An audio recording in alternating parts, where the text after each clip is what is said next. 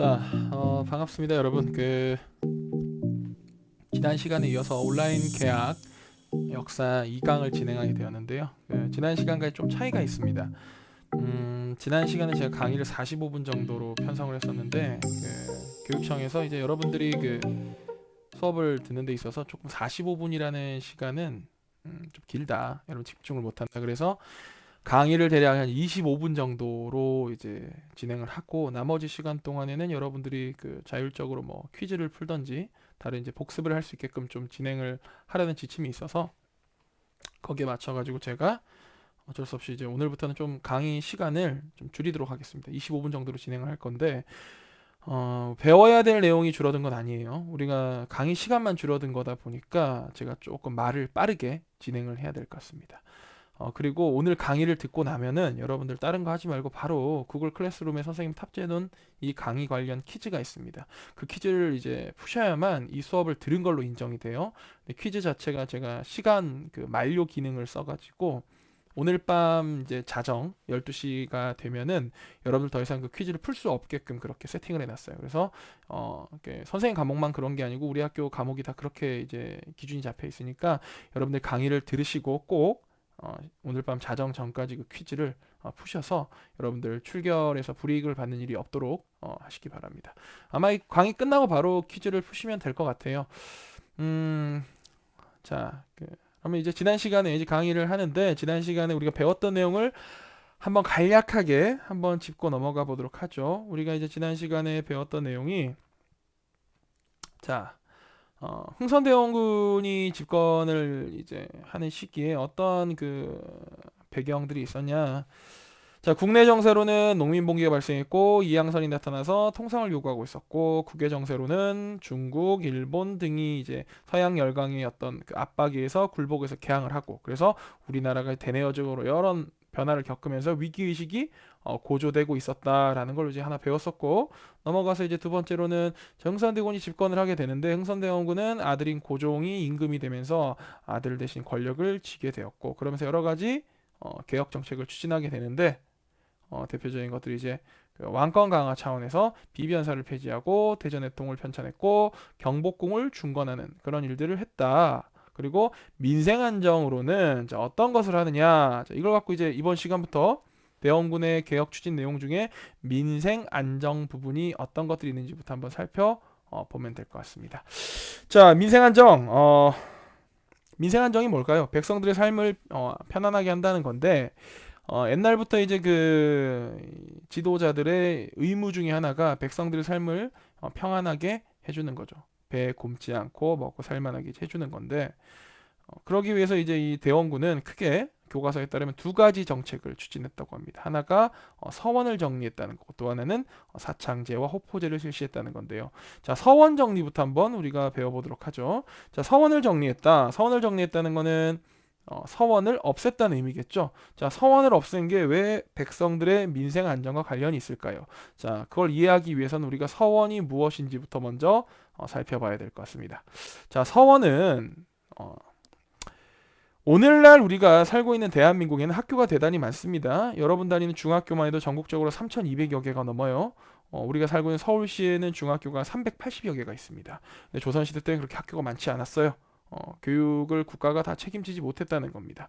그러다 보니까 국가가 책임지지 못하는 교육을 민간이 어느 정도 좀 나서서 해결을 하려고 했는데, 이때 등장하게 된 것이 바로 서원이라는 겁니다. 서원은 두 가지 목표를 갖고 만들어졌습니다. 하나는 성리학에서의 선연에 대한 배향이 있고, 또 하나는 유생을 교육시키는 것이 있습니다.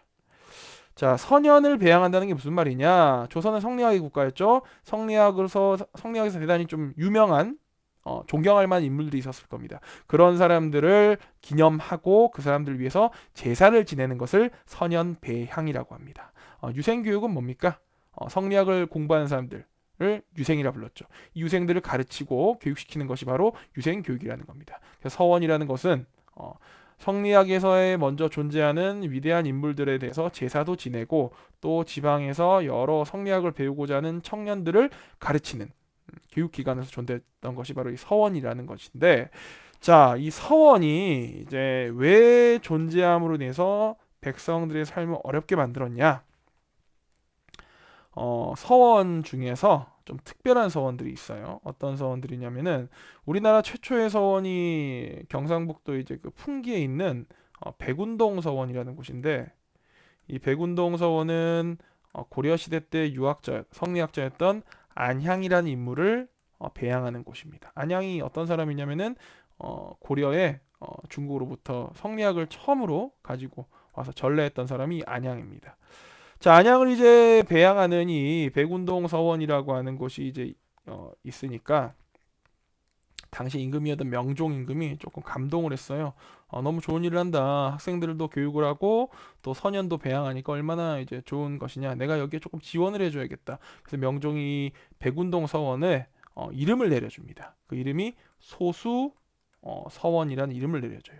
자, 왕이 서원에 이름을 내려줬다. 이것을 무엇이라 하냐면은 사액서원이라고 합니다. 서원에 이름 내려줬다. 사액서원. 사는 줄사자의 액은 이마액자인데 이마를 줬다? 이게 왜 이름을 지어준 게 될까요? 사람의 이제 머리에 이마가 있는 것처럼 건물에도 보면 딱 우리가 무슨 건물인지 이름이 붙어 있죠. 그걸 갖다 이제 우리가 액이라고 부릅니다. 건물의 이마 위치에 이름이 붙어 있다 해서 사액이라는 거는 건물의 이름을 지어준 걸 사액이라 그러는데, 자, 왕이 이런 이제 백운동 서원에다가 소수서원이란 이름을 붙여주면서 그냥 이름만 줬을까요? 왕인데 그래도 조금 뭐 더 주지 않았을까요? 그렇죠? 자, 사액서원이 되면 받는 혜택이 크게 네 가지가 있습니다. 첫 번째는 이제 서원을 이제 이끌어가는데 운영하는데 들어가는 비용을 충당하기 위해서 토지를 받습니다. 또 토지만 주지 않았겠죠? 토지에 농사지을 노동력도 좋겠죠? 노비를 지급해 줍니다. 자, 또 교육기관이니까 학생들이 볼 책을 줬겠죠? 서적을 줍니다. 자, 그리고 이 모든 것에 대해서 국가가 세금을 걷지 않습니다. 면세 혜택을 줍니다. 그래서 토지, 노비, 서적, 면세 혜택을 고르게 받아서 각종 혜택을 받는 서원이 바로 이 사액서원인데, 조선시대 이제 이 흥선 대원국 때 되면 이런 사액서원이 전국적으로 몇 개나 되냐? 한 600여 개 정도가 돼요. 어마어마하게 많은 서원들이 있었던 거죠. 자, 이 서원들 너무 많다 이겁니다. 그래서 대원군이 이 서원을 47개로 줄입니다. 자, 그러면 서원들이 도대체 무슨 짓을 했길래 이 서원을 47개로 줄였을까요? 서원들이 이제 국가로부터 각종 지원과 혜택을 받다 보니까 얘네가 아주 기고만장해진 겁니다. 그래서 본인들이 원래 해야 될 선현에 대한 배양이나 유생을 교육하는 것을 넘어서서 이제 각 고을의 지방 간의 업무에까지 관여를 하는 겁니다. 그래서 막 지방간이라면 원래 중앙에서 왕이 직접 고을에다가 고을의 행정일을 이제 보라고 파견한 관리죠. 여러분들 흔히 아는 용어로 사또 이런 사람이 되겠죠. 자, 그런데 이 서원이 나서서 사또의 일에 막 관여를 하는 거예요. 그러니까 이제 지방간이 막 따지겠죠. 서원에다가 서원 당신들은 뭔데 이렇게 막 관여하는 것이냐. 서원이 이걸 어떻게 했을까요? 심지어 지방간을 끌어다가 서원에서 막 곤장을 때리기까지 하는 겁니다. 그 정도로 이제 서원이 막 권력을 남용하고, 또 서원이 갖고 있는 토지에 농사를 짓는데 단순히 노비들만 데리고 이제 농사를 짓는 게 아니고 그 고을에 있는 백성들까지 끌어다가 서원에 농사를 짓는 데까지 노동력을 착취했다는 겁니다. 그래서 서원의 개수가 600여 개나 됐다는 거는 그만큼 백성들이 이 착취당하는, 백성들을 착취하는 서원의 숫자가 많았다는 거고, 그래서 이 대원군은 이런 서원의 숫자를 줄여서 백성들의 삶을 좀 안정시켜 주고자 했다는 거죠. 자, 이렇게 서원 정리 우리가 살펴봤고요. 또 사창제와 호포제를 실시했다. 이게 뭐냐? 대원군은 이제 사창제라는 제도를 실시하는데, 사창제가 뭐냐면 여러분들 그 환곡이라는 제도 배웠죠? 자, 이 환곡이란 제도는 이제 춘궁기 때 백성들이 이 국가로부터 곡식을 빌려서 추수를 하고 나면은 거기다 소정의 이자를 더해서 국가에다가 반납을 하는 제도가 바로 이 환곡인데, 이 환곡을 탐관오리들이 이제 막 운용하면서 자신들의 사리사욕을 채웠다는 겁니다. 그래서 백성들에게 빌려줄 때는 조금 빌려주고 이제 받을 때는 막대한 이자를 더해서 막 몇 배씩 받아내고, 이게 이제 환곡이었는데, 이 사창제라는 건 뭐냐면은 이 환곡을 운영하는 주체를 국가의 관리에서 각 지역에 어느 정도 인망이 있고 백성들로부터 신뢰를 받는 사람으로 옮겨갔다는 겁니다. 가령 예를 들어서 A 고을이 있다면은 A 고을에 이제 살고 있는 여러 양반 중에서 뭐 선생님이 아주 이제 덕성이 있어가지고 백성들이 저분 믿을만해, 저분은 참 백성을 생각하는 분이야라고 추앙하는 제가 그런 인물이었다면 국가가 이 황곡을 운영하는 권한과 곡식을 저에게 이제 맡겼다는 겁니다. 당신이 좀 백성들을 생각하는 사람이니까 당신이 직접 황곡 제도를 한번 운영해 보세요. 자, 이게 사창제라는 거고, 이 사창제가 시행됨에 따라서 아무래도 백성들이 황곡으로 인해서 보는 피해는 좀 줄어들게 되었겠죠. 자, 그게 사창제고, 자, 호포제는 무엇이냐? 자, 조선시대 이제 그 백성들이 지는 병역의 의무, 15세 이상의 양인 남성은 누구나 다 병역의 의무를 지는데, 이 병역의 의무에서 면제된 사람들이 바로 양반이었죠. 근데 호포제는, 자, 양반 너희 뭐라고 병역의 의무를 면제받냐? 너희들도 모두 병역의 의무를 져라. 즉 병역의 의무 대신에 낼 수 있었던 그 군포라고 하는 이 옷감을 내는 것에서 양반 너희도 면제가 될 수 없다. 너희도 모두 군포를 납부해야 된다라고 이제 양반까지 군포 납부의 의무를 지게 한 제도가 바로 호포제라는 겁니다. 그러니까 당연히 백성 입장에서는 원래 양반은 내지 않던 세금이었는데 이제 양반들도 내게 되니까 아무래도 백성들이 부담해야 될 양이 좀 줄어들게 된 효과가 있었겠죠. 그래서 호포제를 실시함으로 인해서 백성들의 삶이 좀 나아지게 됐다. 즉 민생이 안정되었다. 그래서 우리가 대원군의 내정 개혁 중에서 민생 안정 부분에서 서원 정리와 사창제 그리고 호포제를 모두 배우게 됐습니다. 자, 그럼 대원군이 이렇게 백성들의 삶을 위해서 좋은 것만 했냐? 잘못한 부분은 없었냐? 있었겠죠. 자, 넘어가서 보면은 이제 대원군의 실정 중에 하나가 바로 무엇이냐? 경복궁 중건입니다. 자, 경복궁을 중건한 이유는 우리가 뭐라고 배웠죠? 왕권을 강화하기 위해서라고 배웠죠. 그쵸? 자, 왕권을 강화하기 위해서 경복궁을 짓는 건 좋다 이겁니다. 자, 왕권 강화 차원에서 경복궁을 중건하는 건 좋은데 문제는 이 경복궁을 중건하는데 공사비가 어마어마하게 많이 들었다는 겁니다. 얼마나 들었냐면은 750만 냥이나 들었습니다. 750만 냥이란 돈이 얼마인지 감이 잘 오지 않는다면은 당시에 조선의 시장에서 유통되고 있던 총 화폐 양이 1천만 냥이었습니다. 유통되는 시장에 돌고 있는 돈의 양이 1천만 냥인데 경복궁 중건 공사비로만 750만 냥을 썼다는 것은 이제 어마어마한 돈이 공사비로 들어갔다는 거죠. 당연히 공사비가 부족했을 거고 이제 이 대원군이 이 부족한 공사비를 어떻게 충당코자 했냐? 원납전이란 걸 징수하고자 했습니다. 원납전은 말 그대로 경복궁을 중건하는 훌륭한 사업에 저도 조금 도움이 되고 싶습니다. 저도 돈을 좀 납부하고 싶습니다. 원할 원자에 납부할 납자, 원에서 납부하는 돈이 바로 원납전이었는데요. 과연 이 원납전을 정말 백성들이 원해서 냈을까요? 아니었겠죠. 이 원납전은 각 고을마다 할당량이 있었습니다. 뭐 A 고을은 얼마 내라, B 고을은 얼마 내라 이렇게 할당이 되면은 백성들을 울며 겨자 먹기 식으로 강제로 원납전을 납부했어야 된다는 거죠. 자, 그래서 원납전이 나중에 가면은 원에서 내는 게 아니라 원망하면서 내는 돈이다. 그래서 원납전이라 불렀다고까지 합니다. 자, 근데 원납전을 거둬도 750만 냥이라고 하는 막대한 공사비가 충당이 되지 않습니다.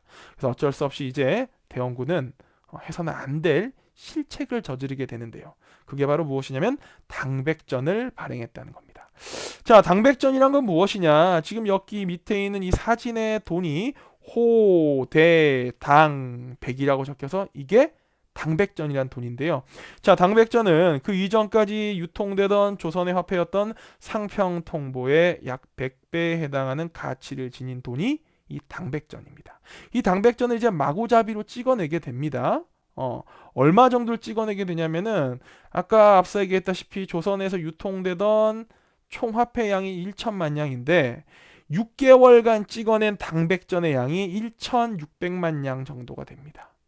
와, 어마어마하죠, 그렇죠?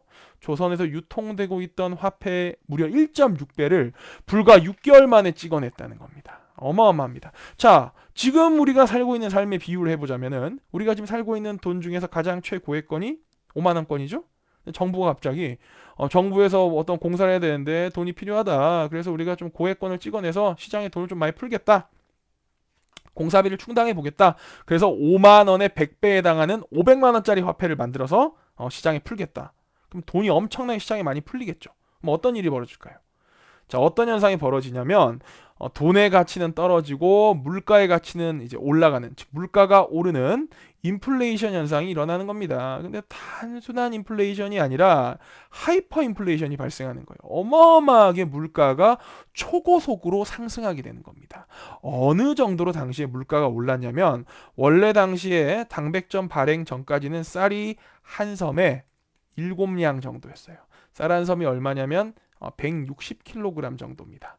자, 쌀 한 섬에 7냥이었는데 이게 당백전이 발행되고 1년 만에 얼마로 뛰냐? 45냥 정도로 인상이 되게 됩니다. 즉 물가가 6에서 7배 정도 뛰게 된 거죠. 백성들 삶이 어떻게 됐을 것 같습니까? 벌이는 시원치 않은데 물가만 천정부지로 쏟아서 6배에서 7배가 뛰었다는 거예요. 당연히 백성들의 삶은 더 혼란스러워졌겠고 어려워졌겠죠. 즉 백성들의 불만이 대단히 고조되게 된 사건이 이 당백전 발행입니다. 조선 정부는 부랴부랴 당백전을 6개월 만에 발행하지 않고 나중에 당백전을 모두 회수해요. 그래서 폐지를 하는데 그때 가면 이미 백성들은 정부가 발행한 화폐에 대한 신뢰를 잃게 됩니다. 신뢰하지 않는 거예요. 정부가 돈 발행했다가 막 걷어서 또 폐지해버려요. 자, 그래서 이 당백전 발행은 단순히 인플레이션으로만 백성들이 피해를 끼친 게 아니라 조선에서 화폐 경제가 자리 잡게 되는 것을 가로막으로 인해서 나중에 우리 경제가 일본에게 종속되게 되는 그런 폐단까지 낳게 되는 게 바로 이 당백전 발행이었다는 대원군의 실책이었습니다. 자, 이렇게 해서 우리가 대원군의 왕권 강화를 위한 정책, 또 민생 안정을 위했던 정책, 그리고 나아가서는 이런 경복궁 중건 때문에 당백전을 발행했던 실책까지 우리 고르게 살펴봤는데요. 이제 넘어가서 볼 것은 대원군의 대외 정책은 어땠는지를 한번 살펴보겠습니다. 자, 대원군의 대외 정책은 간단히 여기 요약이 되어 있습니다. 뭐라고 볼 수 있냐? 대원군의 대외 정책은 통상, 수교, 거부 정책이라고 볼 수 있다는 겁니다. 자, 통상, 수교, 거부 정책은 뭐냐? 통상, 다른 나라와 무역하는 것을, 또 수교, 다른 나라와 사귀는 것을 거부하는 정책이다. 자, 왜 대원군은 다른 나라와 장사하거나 다른 나라와 수교하는 걸 다 거부하는 정책을 펼쳤을까요? 자, 거기에는 이제 여러 가지 사건이 배경이 되어 있습니다. 우리가 한번 그걸 하나하나 살펴보도록 하겠습니다. 자, 먼저 첫 번째 사건으로 1866년 있었던 병인양요라는 사건이 있습니다. 자, 병인양요. 병인이라는 말은 무슨 말이냐? 이때 당시가 병인년이었다는 겁니다. 우리가 이제 매년 보면 이름이 붙죠. 천건과 십이지라는 걸 이용해 가지고 뭐 자축, 임묘, 진사, 오미, 신유술에 또 갑을병정, 무기경신, 임계 이걸 조합해서 이제 60개 조합을 만드는데 그 중에 이제 병인년이었다는 겁니다. 우리가 지금 있는 2022년은 무슨 년이죠? 2022년은 경자년이죠. 지의 해 경자년. 병인년은 이제 호랑이의 해였을 겁니다. 자, 병인년에 일어난 서양인들이 일으킨 요 나라의 혼란스러움이다. 자, 병인양요는 이제 병인년에 일어난 나라의 양인들이 일으킨 혼란스러움인데, 자, 이 병인양이가 왜 일어나게 됐냐? 이제 그걸 한번 간단히 설명을 해보겠습니다. 우리나라에 이제 들어와 있는 카톨릭이란 종교가 있어요. 카톨릭. 여러분 중에도 아마 카톨릭을 믿는 신자가 있을 수 있겠죠, 그렇죠? 선생님 뭐 딱히 어떤 종교를 특별히 믿는 건 아닌데 지금 카톨릭 얘기를 이제 하는 이유는 병인양요와 이게 관련이 있기 때문이에요. 병인양요가 이제 일어나는 배경이 카톨릭이 어떤 배경을 미쳤냐? 카톨릭이 이제 우리나라에 들어와가지고 이제 사람들이 카톨릭을 믿기 시작하는데 이 카톨릭이란 종교는 하느님이란 신 아래에 모든 이제 일반 사람들은 다 평등하다라고 생각하는 종교입니다. 근데 조선은 이제 반상의 법도가 양반과 일반 양반이 아닌 사람의 신분이 명확하게 나눠져 있고 또 왕이 존재하는 국가죠. 자, 이렇게 신분의 질서가 명확한데 모든 사람이 평등하다라고 하는 카톨릭을 받아들이기가 쉽지 않았을 겁니다. 그래서 정조 임금 때부터 카톨릭이 어마어마하게 박해를 받아요. 총 역사적으로 5번의 박해를 받습니다. 자, 여기 이제 여러 이제 박해를 받게 되는데 뭐 여기 박해 때문에 또 우리나라에 또 지금 현재 보면 또 조금 재미있는 현상이 있는데 그걸 잠깐 얘기하고 넘어가자면은 카톨릭의 이제 지도자 중에 교황이라는 사람이 있죠. 이 교황 역대 교황 중에 보면은 요한 바오로 2세라는 교황이 있었어요. 이 교황이 이제 1980년대에 우리나라에 이제 방문을 했어요. 한국 카톨릭 뭐 정착 200주년을 기념해서 이제 우리나라에 왔는데 이때 이제 오셔가지고 보니까 우리나라에 이제 수많은 카톨릭 신자가 막 교황을 환호하고 환영한 거예요. 근데 보니까 우리나라 역사적으로 카톨릭이 이제 너무 박해를 많이 받았죠. 그래서 이제 교황이 야, 이렇게 이 동양의 극동의 땅에 아시아에 카톨릭 신자들이 이렇게 많고 이렇게 이제 이 믿음이 뿌리를 내리기 위해서 많은 사람의 희생이 있었구나. 그래서 이제 그때 그 이제 역사적으로 이제 순교했던 어, 김대건 안드레아라는 이제 이 신부를 비롯해서 103명을 카톨릭의 성인으로 이제 시성을 해버립니다. 이 성인 되기가 되게 쉽지가 않거든요. 근데 우리나라가 이제 성인이 103명이나 있어요. 이게 세계에서 각 국가별로 성인이 이제 몇 명이냐 순위를 따졌을 때 우리나라가 월드 랭킹이 6위예요, 6위. 우리 사실 뭐 우리 유럽에 있는 국가도 아닌데, 그게 이제 그만큼 조선 왕조가 카톨릭을 많이 탄압을 했다는 겁니다. 우리가 이렇게 그 정도로 희생자가 많아서 성인이 103명이나 될 정도로. 자, 이제 대원군 때 되면은 대원군이 이제 카톨릭이란 종교를 처음부터 탄압했던 건 아니에요. 대원군은 당시 남하던 러시아 세력을 견제하기 위한 이제 수단으로서 프랑스를 이용하고자 했습니다. 그래서 대원군이 이 카톨릭 사제들에게 이제 부탁을 해요. 너희가 본국에 가서 너희 프랑스에 좀 연락을 해가지고 우리 조선 좀 도와서 러시아를 좀 견제해 주는데 도움을 좀 줬으면 좋겠다. 너희 신앙의 자유가 필요하지 않냐. 근데 이 카톨릭 사제들이 단호하게 거부를 했다 그래요. 우리는 여기에 뭐 신앙을 위해서 온 거지 정치적 목적을 위해서 온 게 아니다. 자, 그래서 이 대원군이 이제 괘씸하니까 그래? 그럼 너희 한번 혼나봐. 이러고는 이제 병인년에 병인 박해를 합니다. 1866년에 수많은 이 카톨릭 신자들과 이 프랑스인 사제들을 죽입니다. 프랑스인 사제가 9명이 순교를 해요. 살아남은 이제 프랑스인 사제가 본국으로 이제 연락을 해가지고 지금 조선 땅에서 이제 우리 프랑스인 사제들이 죽임을 당했어요. 도와주세요라고 하는 거죠. 그래서 프랑스에서 이제 로즈 제독이란 사람이 군함을 7척을 이끌고 병사 600명과 함께 조선으로 쳐들어옵니다. 이제 어디로 쳐들어오냐면은 한강의 관문이라 볼 수 있는 강화도로 쳐들어와요. 자, 이때 쳐들어온 이제 이 프랑스 군과 우리 조선군이 싸워서 우리가 이겨요.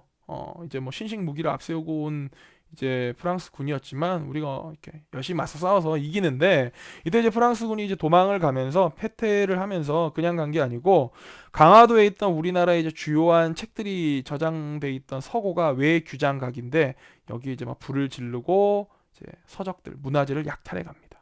이때 이제 약탈돼간 문화재 중에 하나가 지금 여기 교과서의 사진에 있는 의궤라는 거예요. 의궤. 자, 의궤가 뭐냐면 조선 왕조의 여러 이제 국가의 행사를 기록한 책자가 국가에서 이러이러한 왕실의 이런 행사, 국가적 행사 이런 게 있었다. 뭐 왕의 즉위식이 있었다. 세자의 뭐 세자 책봉식이 있었다. 왕실의 결혼식이 있었다. 이제 이런 것들을 기록해 놓은 책이 의궤인데 이 의궤를 그때 당시 프랑스인들이 약탈해 갔다는 겁니다. 이 의궤를 우리가 145년 동안 못 받고 있다가 지금 현재 이제 돌려받았어요. 완전 돌려받은 거 아니고 임대라는 형태로 돌려받았는데 이걸 이제 돌려받는데 크게 이제 기여하신 분이 박병선 박사님이란 분이에요.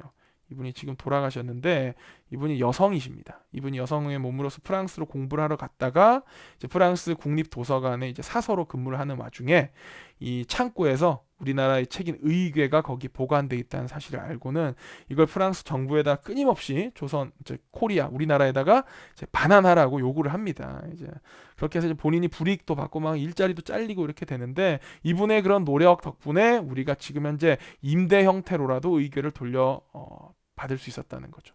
근데 이제 이분이 발견한 게 의궤만 있는 게 아니고 이분이 더 대단한 것도 발견하셨어요. 직지심체 요절이란 책도 발견하셨는데 이 직지심체 요절이 뭐냐면은 금속 활자로 인쇄한 인쇄물이에요. 불경인데 이 책이 왜 대단하냐면은 이 책이 현재 세계에서 존재하는 금속 활자 인쇄본 중에 가장 오래된 책입니다.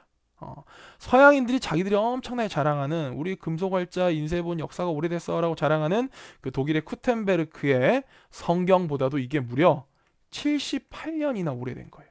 가장 오래된 건데 요거는 지금 우리가 못 돌려받았어요. 왜 못 돌려받았냐면 의궤 같은 경우에는 병인 양요 때 이제 프랑스 군이 약탈해 간 거잖아요. 근데 직지심체 요절은 이건 이제 19세기 말에 프랑스 외교관이 우리나라에 왔다가 이 직지심체 요절을 돈 주고 사갔어요. 이제 아마 그때는 우리가 문화재에 대해서 이렇게 막 이게 귀한 줄 모르고 있던 그런 시대여서 그런지 이런 문화재가 막 거래가 되고 그랬거든요. 그때 이제 이 직지심체 요조를 프랑스인이 사가서 그 외교관이 국립 프랑스 도서관에 기부했던 거예요. 기증했던 책을 박변성 박사님이 발견하시게 된 거고, 이것도 지금 이제 막 반환해 달라고 우리가 노력을 하고 있는데, 이제 프랑스 입장에서도 이거는 약탈해 간 건 아니다 보니까 돌려주고 있지는 않습니다. 조금 안타까운데, 어쨌든 이런 것들을 발견하고 우리가 의궤를 반환받는 데는 이런 박병선 박사님 같은 이제 역사학자의 숨은 노력이 있었다. 그걸 우리가 좀 알아두시고, 자, 넘어가서 이제 신미양요를 보겠습니다. 자, 1866년에 병인양요가 있었고, 그로부터 5년 뒤인 신미년에 1871년에 일어난 게 바로 이 신미양요예요. 자, 신미양요는 병인양요가 프랑스 애들이 쳐들어온 거라면, 신미양요는 오늘날 이제 지구상에서 최강 국가라 볼 수 있는 미국이 쳐들어왔던 사건입니다. 자, 미국이 왜 쳐들어왔냐? 제네럴 셔머노 사건 때문에 쳐들어왔어요. 1866년 병인양요가 일어난 병인년에, 병인양요 좀 전에 제네럴 셔머노라는 사건이 있어요. 이게 뭐냐면 제네럴 셔머노가 미국의 상선인데, 장사하는 배인데, 얘네가 서해안 따라 쭉 올라도 대동강을 타고 이제 평양으로 들어옵니다. 평양으로 왔다가 얘네가 이제 이항선이 오니까 그걸 신기하니까 막 구경 나온 평양 주민들에게 포와 총을 쏴요. 그래서 평양 주민들이 좀 죽어요. 평양 주민들이 화가 났겠죠. 그래서 이 제네럴 셔머노를 불태워버립니다. 불태워버리고 거기 타고 있던 미국인 선원들을 막 다 죽여버립니다. 이게 제네럴 셔머노 사건이에요. 그러면 이 미국이 이제 신미양요에 쳐들어온 거는 제네럴 셔머노 사건을 이제 구실로 해서 복수하겠다, 사과를 받겠다 쳐들어왔다는 건데, 시간차가 있어요. 5년의 시간차가. 사건은 66년에 일어났는데 쳐들어온 건 71년에 쳐들어왔단 말이죠. 왜 5년의 시간차가 있었냐면은, 이때 당시 이제 미국이 남북전쟁이라고 내전 상황에 처해 있어서 제네럴 셔머노 뭐 이런 거 신경 쓸 만한 그런 여력이 없었어요. 막 이제 막 내전 끝나고 나라가 혼란스러운 상황이었거든. 그러니까 이제 얘네가 이제 좀 묵혀놨다가 5년 정도 지나서 이제 좀 지내도 이제 좀 안정이 되고 이러니까 이제 이걸 빌미로 삼아서 우리 이제 나라의 이제 문을 열고자 쳐들어왔는데, 이때 당시에 좀 많이 쳐들어와요. 군함이 이때 한 7척인가 오고, 그리고 이제 얘네가 병사가 1230명이 왔는데, 얘네가 전부 미국 해병대예요. 해병대가 쳐들어왔어요. 자, 해병대가 쳐들어오는데 얘네들이 이제 그냥 해병대가 아니에요. 해병대라는 것 자체도 이제 막강한 군사력이지만 신식 무기로 무장한 데다가, 아까 제가 선생님이 미국이 무슨 상황에서 막 끝났다 그랬죠? 남북전쟁이라는 내전 상황에서 막 링컨 대통령이 그런 시대였어요. 이제 남북전쟁에서 막 끝나는 시대였는데, 얘네가 이제 군인들이 아주 남북전쟁 내에서 전투 경험이 막강한 베테랑 숙련 군인이라는 겁니다. 얘네가 이제 베테랑 군이다 보니까 전투력이 어마어마하게 높아요. 이렇게 전투력 높은 해병대가 서양의 신식 무기로 이제 무장을 하고는 우리 쪽으로 쳐들어왔는데, 이때는 이제 우리가 맞서 싸우는데 우리 측 피해가 좀 많았어요. 우리가 234명인가가 전사래요. 근데 미국 측 전사자는 2명인가 3명인가 밖에 안 돼요. 3명 죽었는데 이 중에서 뭐 하나는 전투로 죽은 것도 아니고 뭐 그냥 발을 헛디뎌서 막 죽고 이랬던 거예요. 그러니까 이제 우리 측이 234명인가 죽으면 엄청나게 많이 죽은 거잖아요. 우리가 미군한테 압도적으로 이제 패배를 당한 거죠. 자, 그렇게 해서 이제 우리가 졌지만 조선 정부는 미국의 이제 협상에 불응합니다. 문호를 개방하고 사과하라는 거에 우리가 응하지 않아요.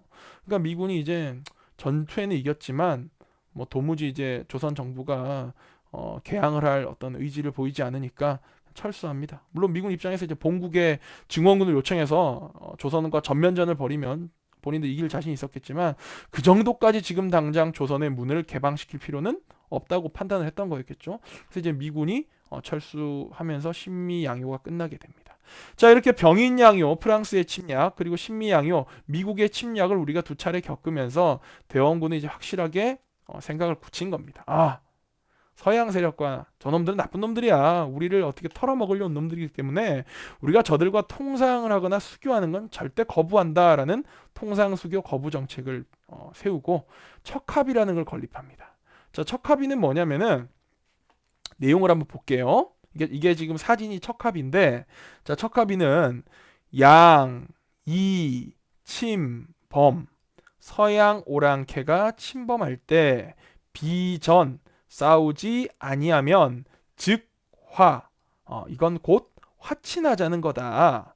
주화, 화친을 주장하면 매국, 나라를 팔아먹는 거다라고 적혀 있죠. 그러니까 척합의 내용은 뭐냐면은 서양인과 맞싸우지 않고 화해하고 잘 지내자 그러면 이거는 나라 팔아먹는 매국노다라는 그런 내용인 겁니다. 그래서 척합의를 세워서 백성들에게 이 정부의 통상수교 거부 정책을 이제 강력하게 알린 거죠.